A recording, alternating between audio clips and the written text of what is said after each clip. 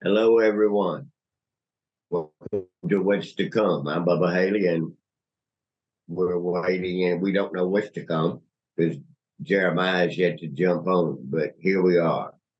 And what we've been talking about actually since Easter Sunday was step by step where Jesus entered Jerusalem on Easter Sunday.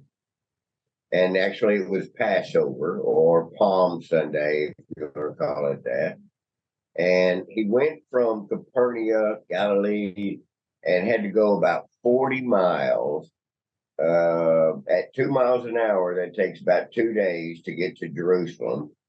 And Mary, Martha, and Lazarus lived in Bethany, near the Mount of Olives, which is right outside of Jerusalem. And that's also where Gethsemane is.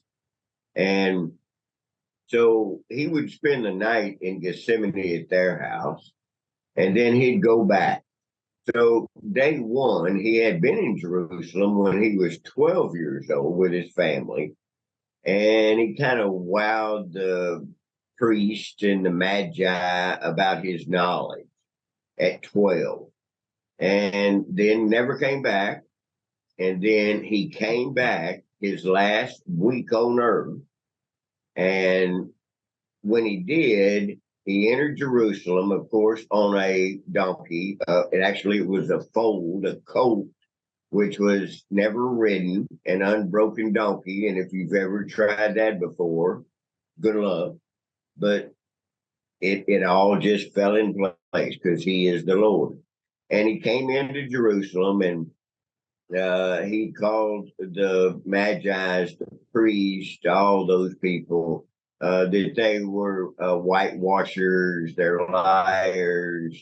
He preached to the people or gave parables to the people. They went home to, or went to their house in Bethany, then came back. And when he came back on the second day, that would be a Monday, because he came in on a Sunday, and then the second day in Jerusalem was a Monday. And on the second day, he cursed the fig tree, and that's a sign that uh, it doesn't matter what we look outwardly, because the figs were in blossom, the fig tree was in blossom, but there was no figs.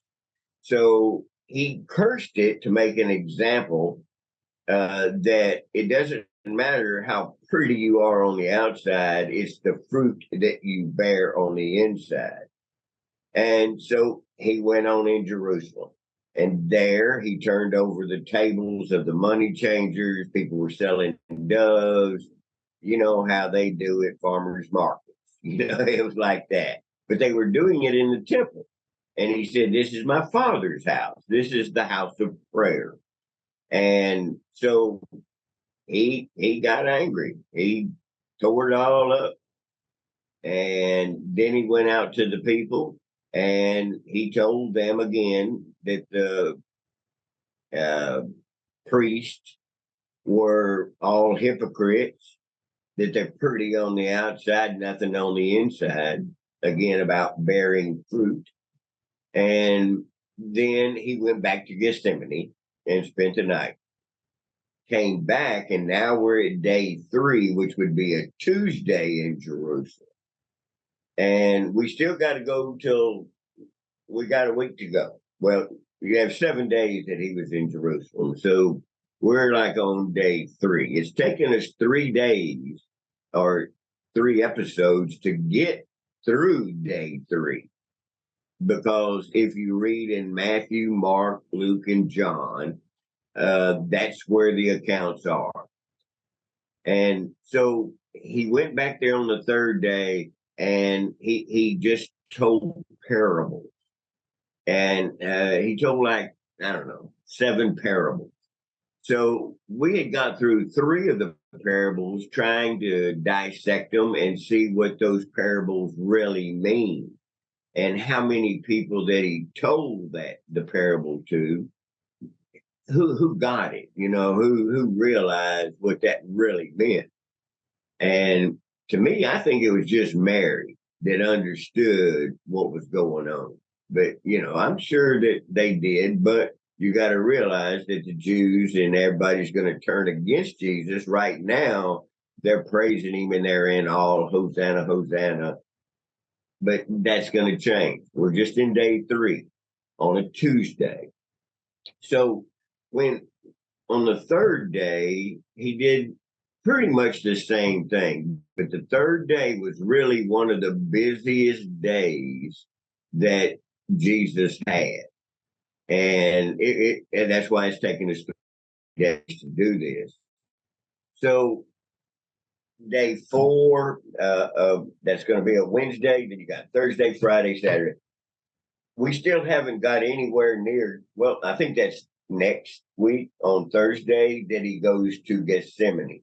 And you have to realize the Mount of Olives is where Gethsemane is.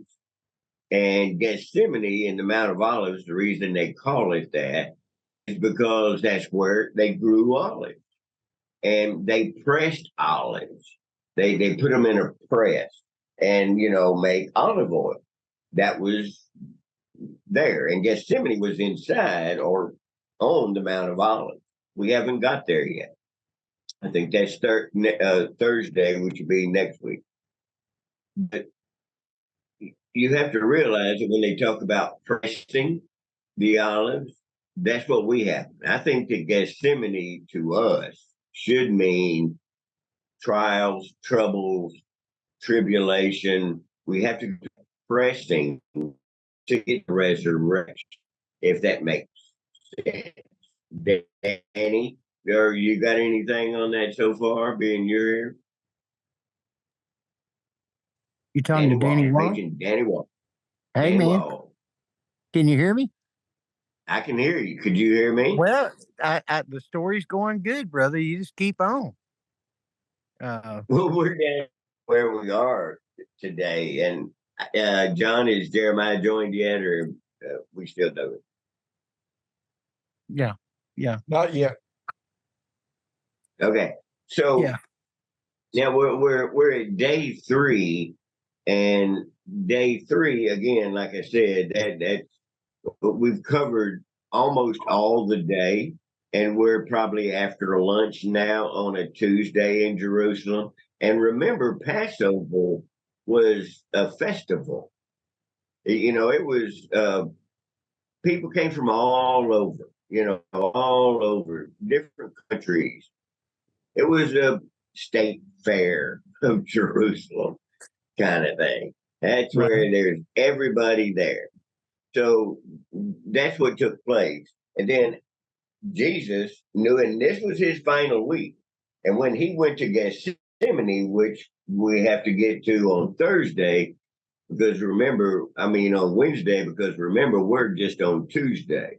But what Gethsemane means, I'm getting ahead, but I studied it a little bit today. So was a pressing of olives.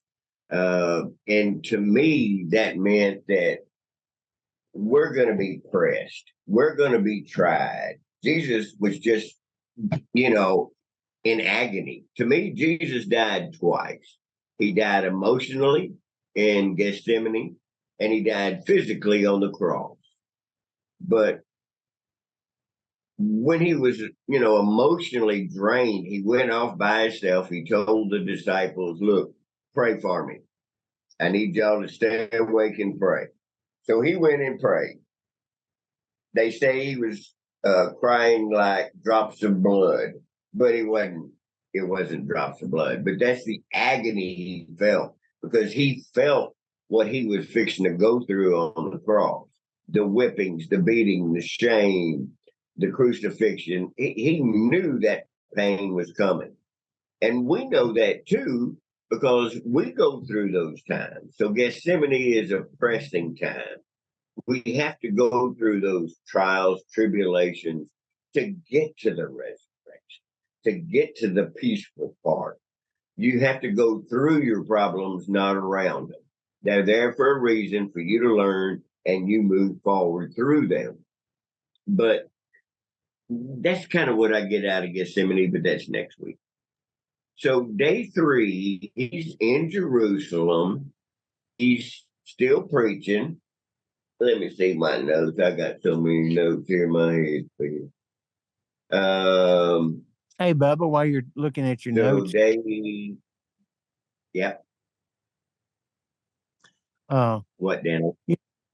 when you talk about the pressing and stuff, things that we go through in life, well, I know that was that a day for Jesus, and all he went through, we could never ever really picture all of it. But can you? I mean, I can't imagine the stress and everything. He knew what he's going to have to do. He was going to have to take all the sins that anybody ever committed and hang them on that cross. And he could have called angels, legions of angels to protect him and keep him from doing that. But he he loved us all the way to the cross. And he knew what victory was coming. Sometimes you got to have, I would have to say this, you got to have a dream. In other words, I'm going through this, but this is what my dream is. This is where I'm going. This is, Jesus knew I'm going to go through this, but this is what my thoughts are. This is what I'm dreaming. This is what I know is going to happen. I hope that means something to you. I know that I've had my experiences like that where you lose, when you lose family members. I've lost 2 brothers in the last year and 4 months. And you gotta come somehow wrap your head around it. It's so hard to wrap your head around something like that. It's a stressful, hard time. Not like Jesus was going through, because he took everybody's. But in my sense, it was a stressful, hard time. And I had to realize that God is God and he's sovereign. And, you know, just get a dream. When you're going through something, get a dream, get a vision, get a goal. Why am I going through this and where am I going with this? Anyway, that's all I got to say, Bubba. Yeah, it is a test. And we go through them all the time. Some are bigger than others, right? Absolutely. Right? I mean, a death, a tragedy, that's huge. But then there's those little trials, tribulations, problems. And that's what makes us stronger in our faith, if you ask me. Because if we didn't have the rain, we couldn't enjoy the sunshine or the flowers or nature itself. So, and the rain would represent trouble, let's say. But we Right. have to be strong in faith in the trials, tribulation, and then learn from them. Don't regret that you didn't act a certain way, because what's that little sentence that it's 10% what happened to you, 90% how you react to it, or something like that. So that really is how it is. Now, you recently, you've gone some serious trial. You've been through Gethsemane, don't you think? Yeah, in a way of speaking, Bubba. I want to tell you what happened to me today. Can I just stop for a second and tell you just Yeah. today? All right. Okay. So I'm going to our family reunion, and it's a big deal once a year. It's at Oak Grove Cemetery there in Broadus, Texas. It's way out in the middle of the boondocks. I mean, it's 15 miles on dirt road. Eight. Oh, okay. 8 miles seemed like 20. Anyway, on old dirt bumpy road, you get there to the old church and the cemetery. Well, whenever I got on the dirt road, that little car of mine, it only has 50,000 miles on it, has a flat. And the tires look new, but they sit for 4 years. Well, I got a flat. I'm sitting there on the dirt road. I know I can't keep going. And it's hot and I wanted to kill the car because I didn't want to, just let the car run. And so I'm thinking, I am stuck in the middle of nowhere. And finally, I got the jack out, got everything, got the tire spare on there, them little cheap ones they give you, on them new cars and stuff. And I got that put on there.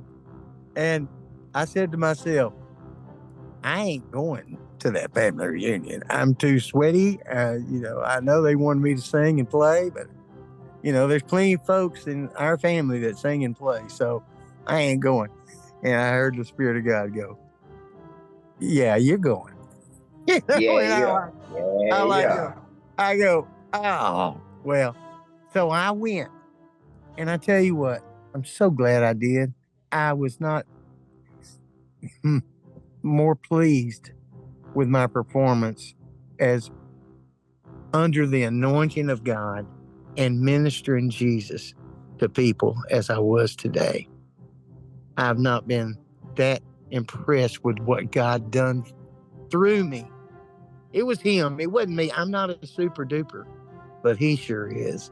And I'm so glad I went to it. But so I said that to say this. There's stressful times when you say, I can't do it. Can't go no further. I just can't do it. And I got this little story. Am I taking up too much time? No, you go, brother. I'm listening to you. Okay. All right. Okay. All right. If you look in the book of Samuel, 17th chapter. Wait, First Samuel. I think it's First Samuel. It's First Samuel, Second Samuel. I read it. It's just But anyway, Samuel. it's talking about. Let me just tell you the story, and you can look it up later. It's talking about David. He was King David. But he wasn't King David at that point right then. He was a shepherd out there taking care of his father's sheep, and his brothers were out to war. Well, there was a mighty man, a giant, Goliath, and he had said, anybody that can beat me, and he would defy, Israel, the army of Israel, and they were scared and frightened. Well, David's father said, hey, I want you to go take this food to your brothers on the battlefield. So, well, David, he had already knew in his heart what God could do, because one time a bear came up to get the sheep, and the Spirit of the Lord moved on him, and he killed the bear with nothing but his hands. And then a lion came up to kill the sheep. And David remembered the Spirit of the Lord coming on him, and he killed that lion with his hands. And so he had confidence in God. Well, so he goes up to the army, and he hears this Philistine saying all these things. And he looked at his brother and he said, who is this uncircumcised Philistine that thinks he can come against the armies of the living God? And they told him, you better shut up. You just need to be quiet, And he got to thinking, and the king would have never known David had he not faced his Goliath. And there's people out there right now that are facing Goliaths in their life. And Goliath is not there to kill you. Goliath is there to introduce you, because the king never even knew anything about David and would have never known unless he would have faced his Goliath. Man, I tell you, he was just a shepherd boy before he faced Goliath. And then after that, he became king. Sometimes we got to face these hard times, and we got to look them right in the eye, and we got to say, hey, I've already seen God work. I know he can work. David didn't even doubt it a bit, because he done seen himself kill a bear, kill a lion. Who was this cat, And I just think it's so good that when you're going through hard times, remember where you've been, and remember when you've seen God work in your life. Remember those things that God done that you thought, wow. And you know he can do it again. He is capable. And so anyway, that's all I got, Bubba. No, you got a lot more, you know that. But David sit there in the field. I mean, his brothers went off, and went to war, and they worked for the family, which they all did. But David did the lowest of the low, really. He went and just watched watched the sheep. But I've been thinking about David about that how much time did he really have to talk to God? Just him and God. Ooh, He bunch had of time. every minute of every day because he's sitting there watching sheep. And Yeah, God's got a direct line. you bet. So he's sitting there and talking to the Lord every day. And Yeah. then he comes home and he goes, here, his dad said, or his mama, take these sandwiches to your brothers, they over here. So he goes, okay. So he took them sandwiches and, whatever. And, then David realized, what a teenager, that, oh, there's a huge man right there. And he got brothers. So Yeah. all of a sudden, like God works in a twinkling of an eye, he makes stuff happen like that, just like that. And he took a lowly shepherd boy, turned him into a hero, killed Goliath, and then next thing he knows, he's king. And that's how God works. Had And David never forgot that. Yeah. Yes, that's right. David had stories before Goliath, man. Had Yeah, had he David did. not had David not faced Goliath, he'd have never been the king. Yeah. The king would have never known him had And he you not notice faced that Goliath. you know that David really never faltered. All right, here he is. I don't know how old, 15 years old, whatever he is. And he's a kid. He was bringing peanut butter and jelly sandwiches to his brothers. And so they go, whoo, look at that guy. We're scared of him. And then that Goliath was mocking David and mocking their God. Yeah. And what I like about it is David didn't get one stone. He got like what, 3 Yeah. or 4, whatever the number. Yeah. Because He got 5 smooth stones. there you go. Because Goliath had brothers. So David was thinking, 4. okay, I can kill this guy with one stone. But then his brothers might come at me and I'm going to kill them too, which they didn't do. And he never lost faith. And that's the whole ticket, I think, behind the story. Yeah. Is when your troubles are going on and the trials and you're in the valley. You are, you down. You get hammered with trials and tribulations or a problem. Hard. And next thing you know, David never lost faith. He goes, man, I can beat you. Me and my Lord going to take you down. And did. But he also had a lot of practice. Because him and his slingshot, and the sheep had to be by water, right? Because they had to drink. Yeah. He would go get him some stones and, he'd practice his slingshot. And actually, Bubba, that was 4 stones. One for each, for Goliath and one for his brothers. 4 stones? Okay. Yeah. And he only had to use one because everybody else was like, whoo-wee. And then he went and took Goliath's sword and cut his head off and, said, that my God's stronger than whatever y'all bring it to me. So they didn't ever mess with him. But I think that's the way really life is. That's every day. And Jesus talked in parables, to make it simpler for us.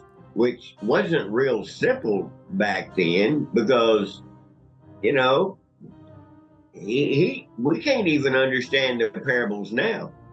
Jeremiah, we were talking about day three morning, I think, of him in Jerusalem, which would be Tuesday, that Jesus would sit and he'd tell the parables of the vineyard and the head of the vineyard.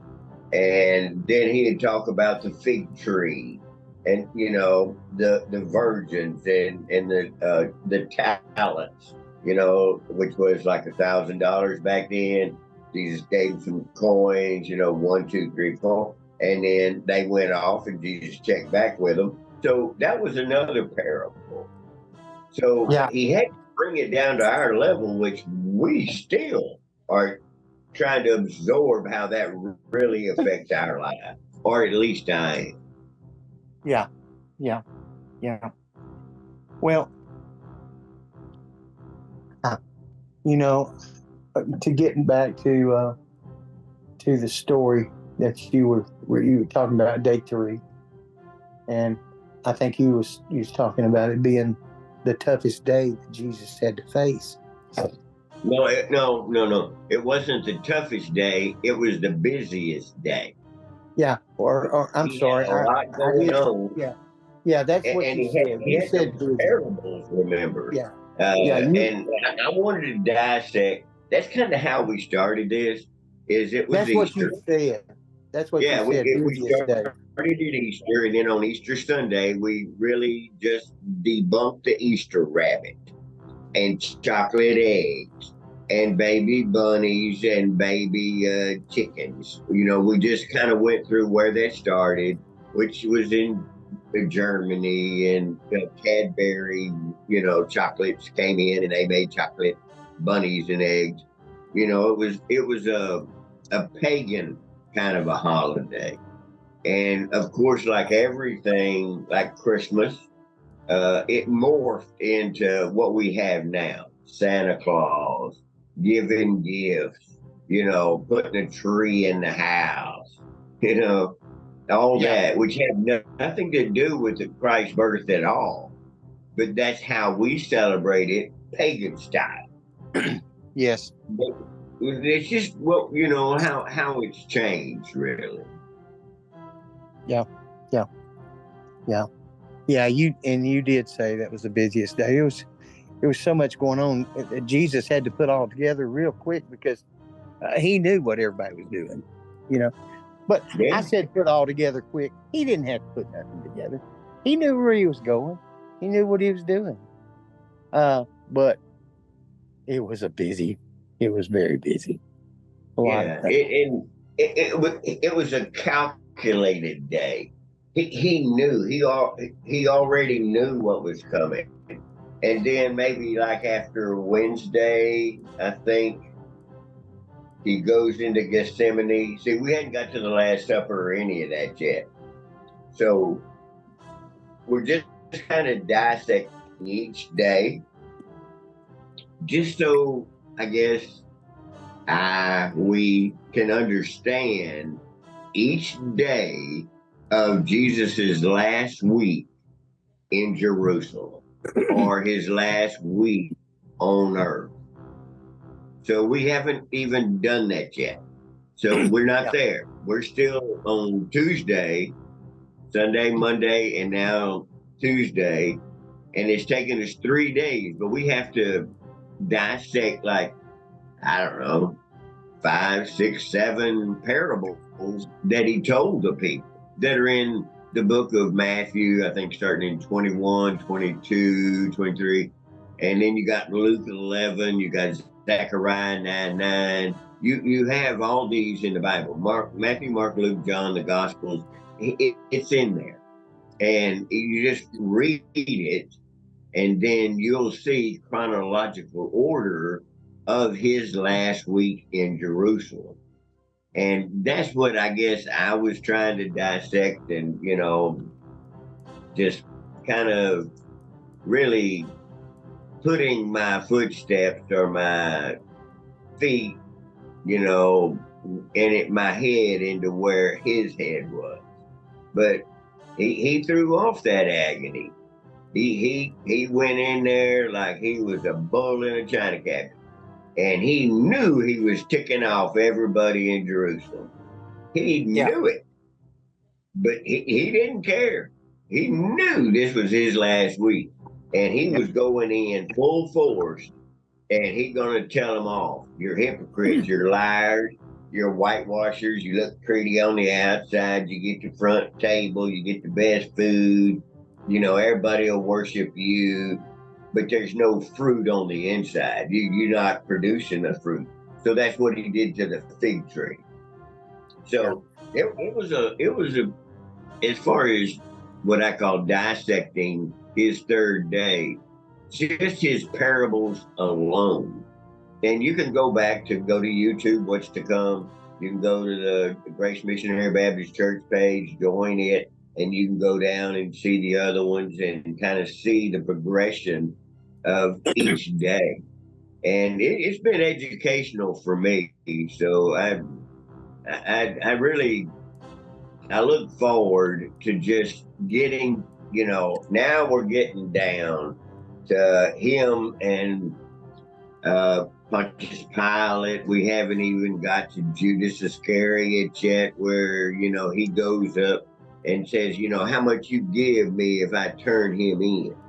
Yeah. And we ain't got to that part yet. And then everybody's still listening to him and for Jesus on Tuesday, Sunday, Monday, Tuesday. They still behind him. Yeah. But coming up, fixing to turn around, and they'll be the ones that crucify him, and they sit there and worshiping him, and having a good time. We're listening to Jesus and Hosanna, the Son of Man, and next thing you know, they're gonna one person or a bunch of people will get together and go, no, we're gonna crucify him. We're gonna shame him in public. So that he knew that was coming. That his friends even beat him. And it's funny, remember when Jesus and told the disciples to pray, he's gonna go pray. Well, when he came back, they were asleep. And, I'm sure he slapped them around a little bit or something. And, man, what y'all doing sleeping? Come on, man, what y'all, what? And so then he goes, okay, I'm going to go back. Y'all pray. Now,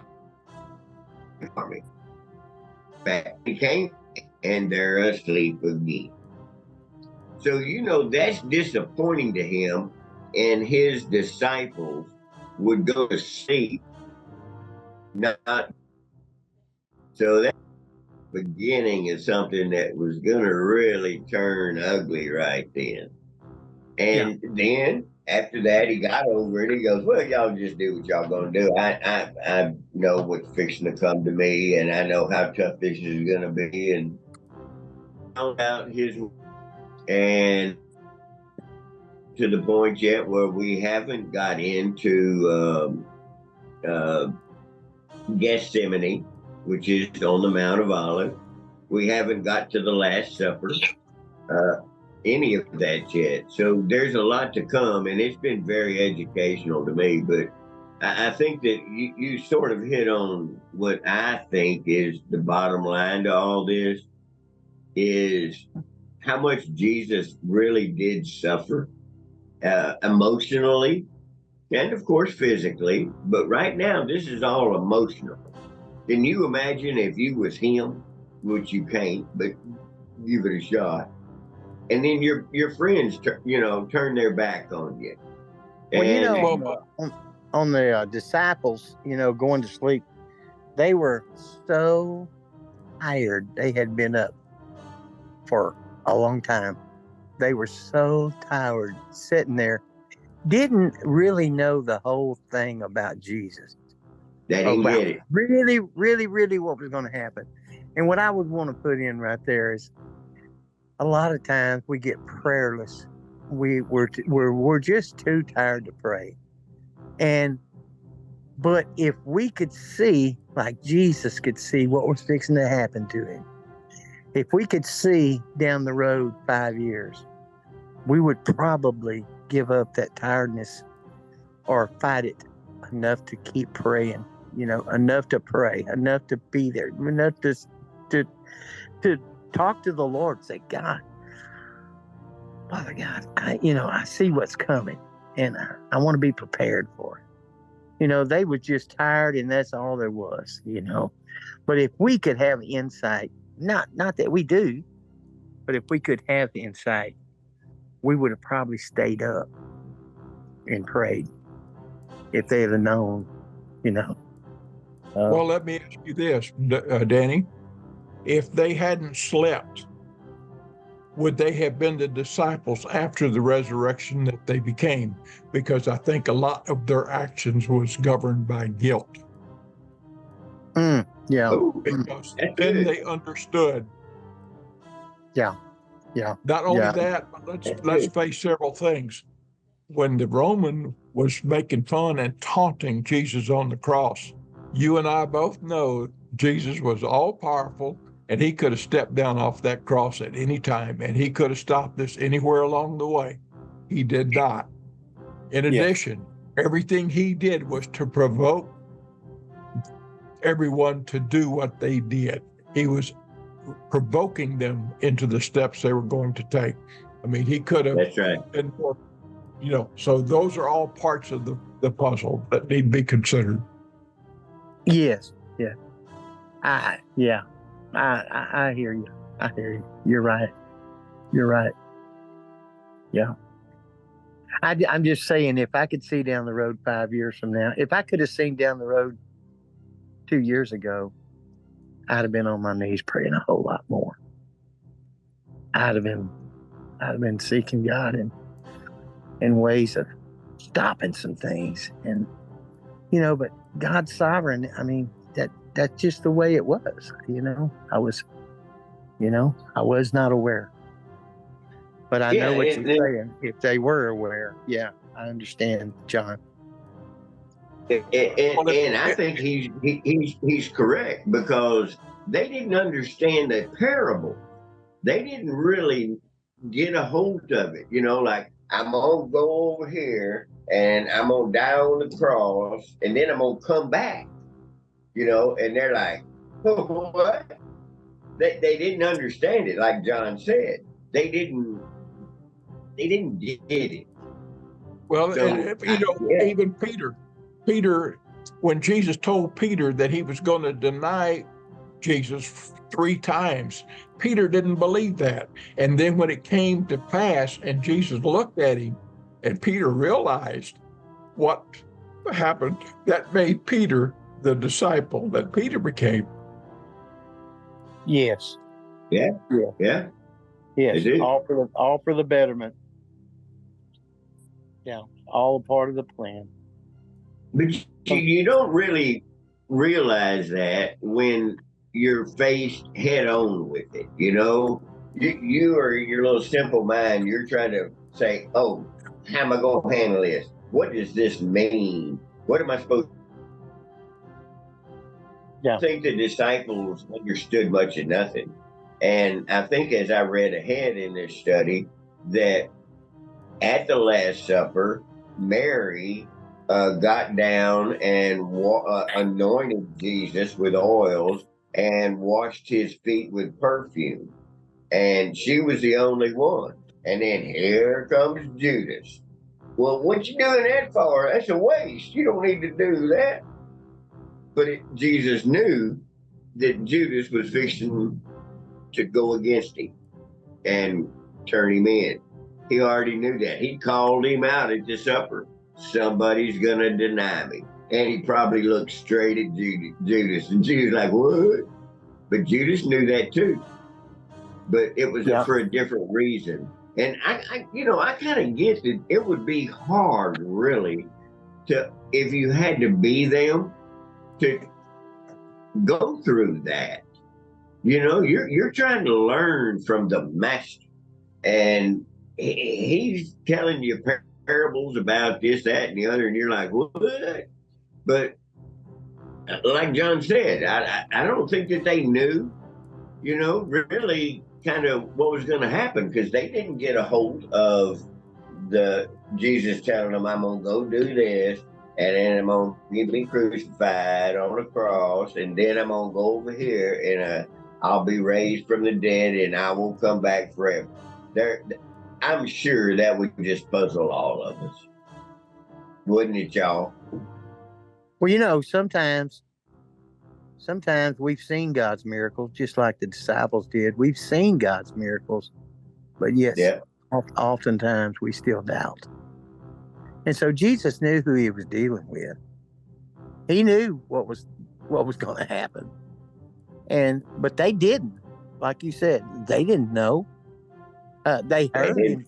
They heard him say it, and they had seen his miracles. They saw him walk on water. They saw him turn the water into wine. They saw him feed the 5,000 with the little fish and the bread, and they seen all these great miracles. They said, "Oh my gosh, even the wind obeys him."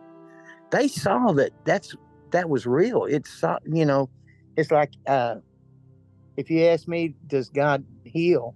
Well, he's healed me before, so I say yes, and you can't talk me out of that. So they saw that, but they still doubted. Remember doubting Thomas? I mean, hey, he's alive now. Oh, really? Oh, no, really? And so, yeah, they weren't really aware of really what was fixing to happen. Yeah, Thomas had to feel it, touch it, put his hand in it. He had to have proof. Although he had seen, like you said, miracles, and he had walked with him, listened to him, all of that. But when it came down to it, they were human, I guess. They have doubts, and we've had that too. I'm not going to speak for everybody, but yeah, there's situations that happen in my life. And I think, where can I put the word in this? How can I apply the word of God to this situation? Because this is unfair. This is not fair. So how can I apply it? But you know what? There's always a way to it. And sometimes we just got to say, God is God. And we got to just realize he's omnipotent. He's omnipotent, ever how you say that word. And he is sovereign. Yeah. And we just got to sometimes just trust and hang on to our britches, because we ain't going to understand everything. We're not going to get it all. The disciples didn't get it all. Otherwise, they'd have been praying instead of sleeping. They didn't get it all.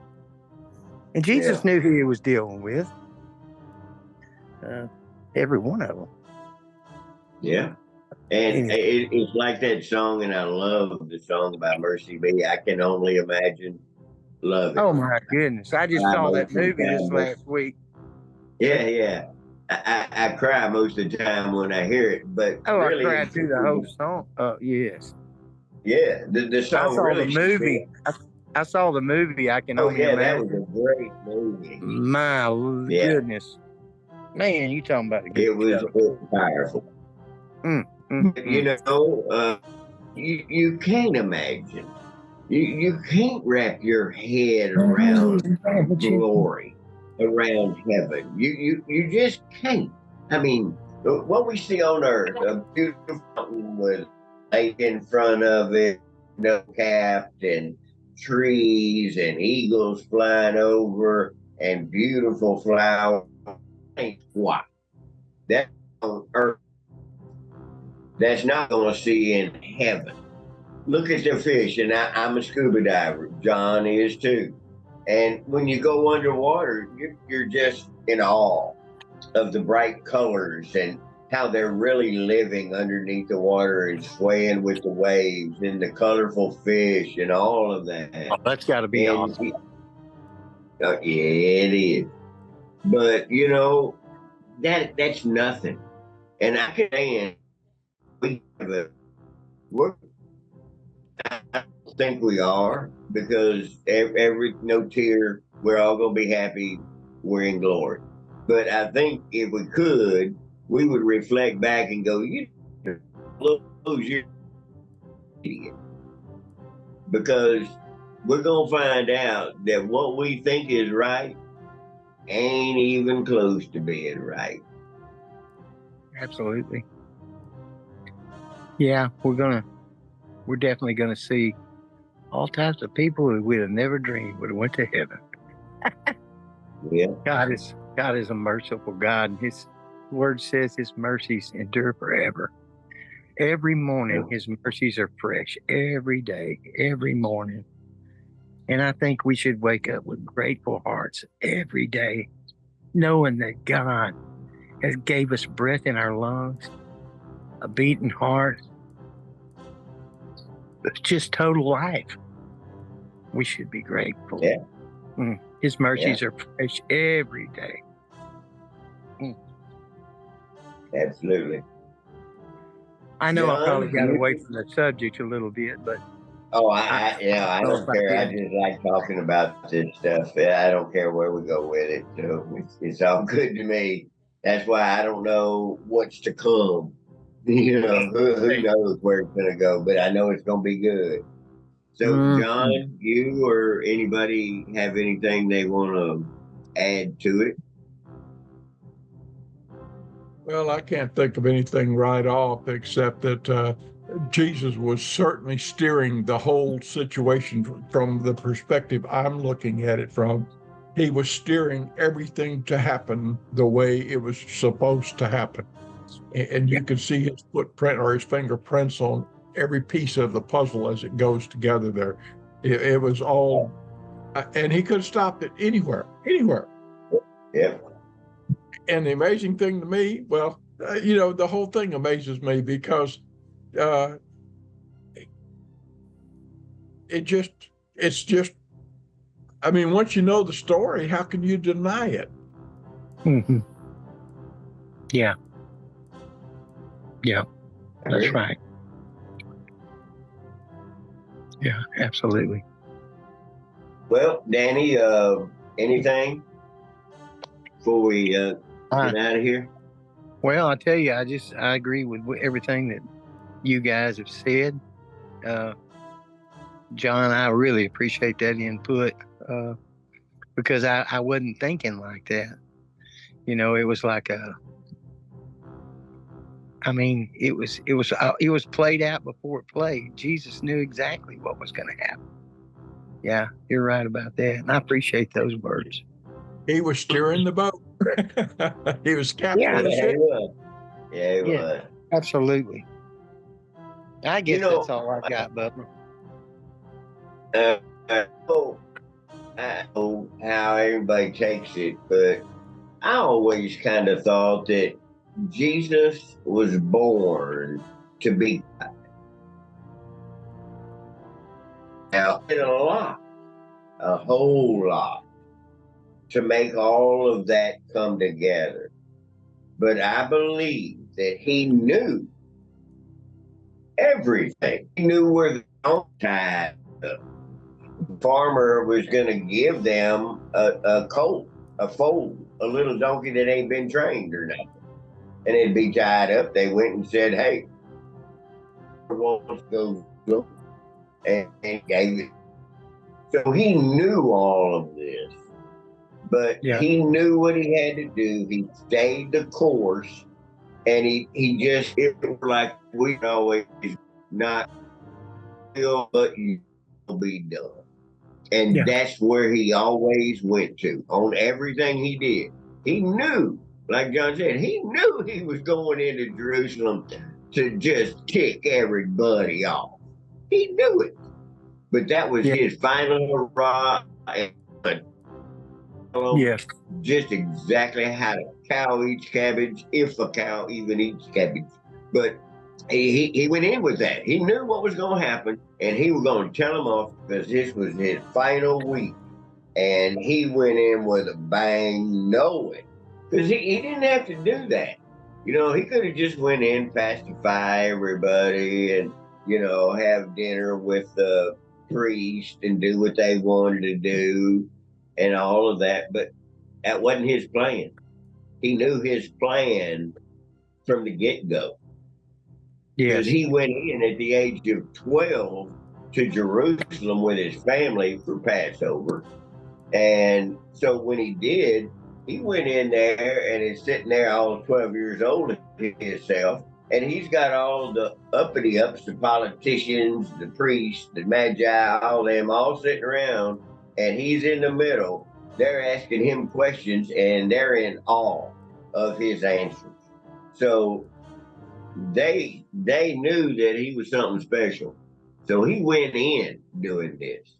Like John said again, this was all premeditated. It's the best premeditated murder Story. of all time. Yeah. Best premeditated story ever. It is. I'm glad John said that. Well, yeah. Well, I'm good, John. If Danny, you got anything? I'm good, and we'll continue this next Sunday, and we'll see what's to come. It'll be the fourth day of the third day. It'll be. I think we rambled a little bit today, don't y'all? No, I like rambling. I'd rather ramble than have a topic. You know, Right. It's sort of like a Sunday night Bible study between a group of friends, you know? And Exactly. I don't know. I like it. It's educational for me. I really like doing it. Well, in my promo, I don't know if you noticed, but I was kind of teasing at y'all a little bit in that we're going hour by hour with Jesus, because almost every hour that has gone by that we've been working on this, it's taken an hour out of the Bible. So, I mean, we're going to be 8 hours into it to get a full work day out for Jesus. Yeah.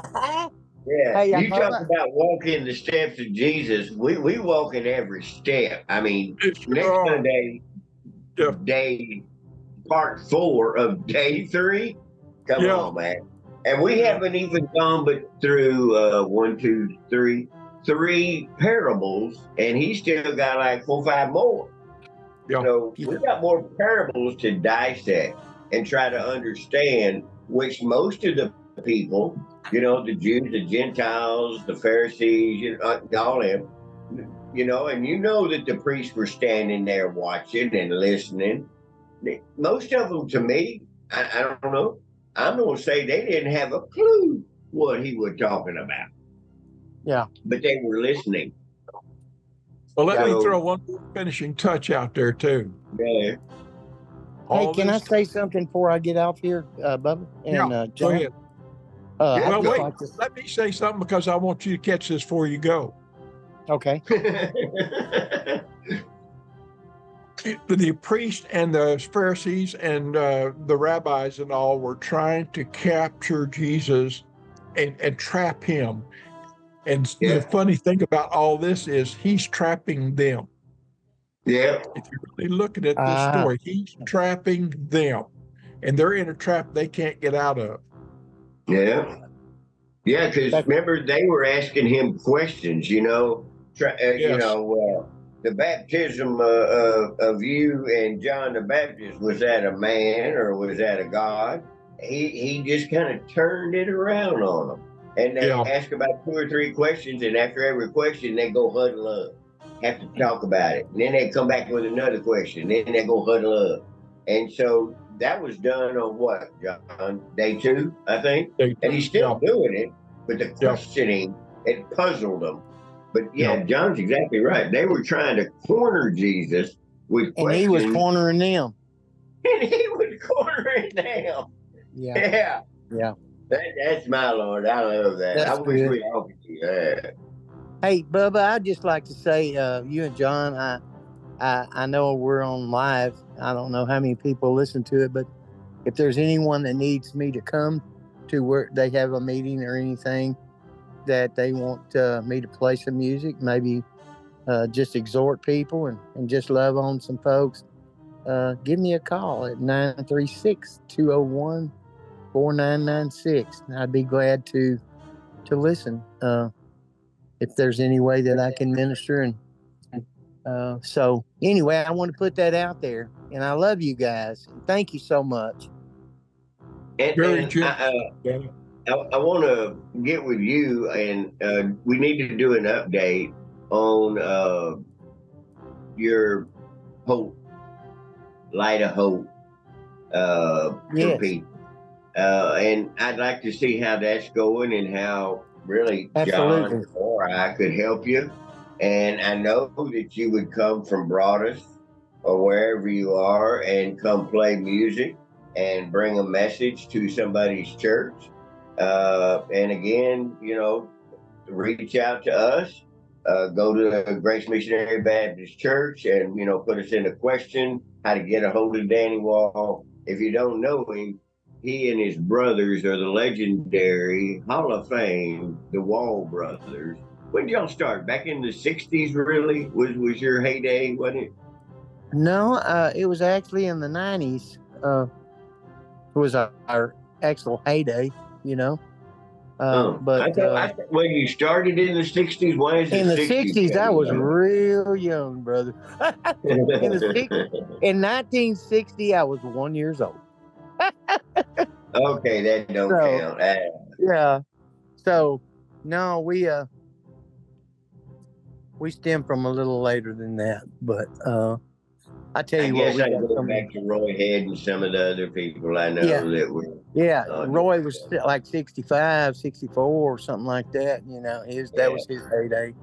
But you got my number on this Zoom call, so if I can come and minister and just love on some people and exhort them, I think that God will use it, and I know that He'll bless the folks. I know I want you at our church, so Well, just say when, brother, and I like that. Just say when. Yeah, yeah. Like Doc Holliday All right, says. John, you got anything or anybody before we get out of here? No, I'm good. All right, man. Love you guys. Danny, love you too, man. See y'all next time. All right. Okay. Bye. Bye. Good night.